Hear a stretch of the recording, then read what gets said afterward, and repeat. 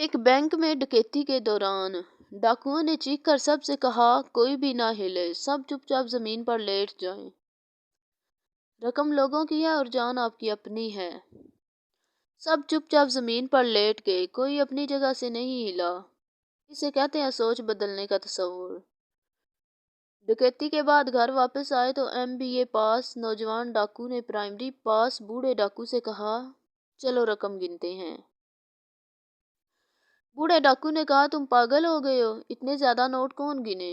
رات کو خبروں میں سن لینا کہ ہم کتنا مال لوٹ کر لائے ہیں۔ اسے کہتے ہیں تجربہ، جو کہ آج کل ڈگریوں سے زیادہ اہمیت کا حامل ہے۔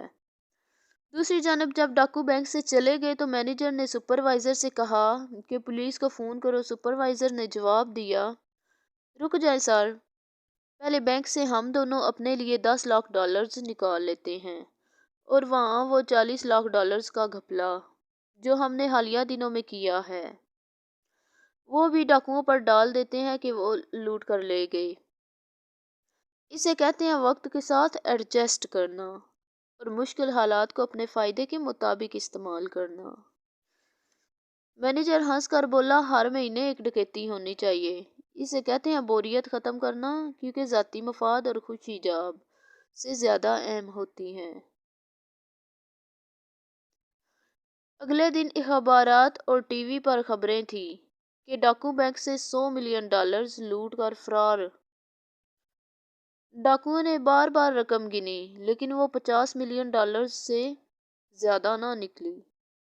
بوڑھا ڈاکو غصے میں آ گیا اور چیخا ہم نے اسلحہ اٹھایا، اپنی جانیں رسک پر لگائی اور $50 ملین لوٹ سکے، جبکہ بینک مینیجر نے بیٹھے بیٹھے چند انگلیاں ہلا کر $50 ملین لوٹ لیا۔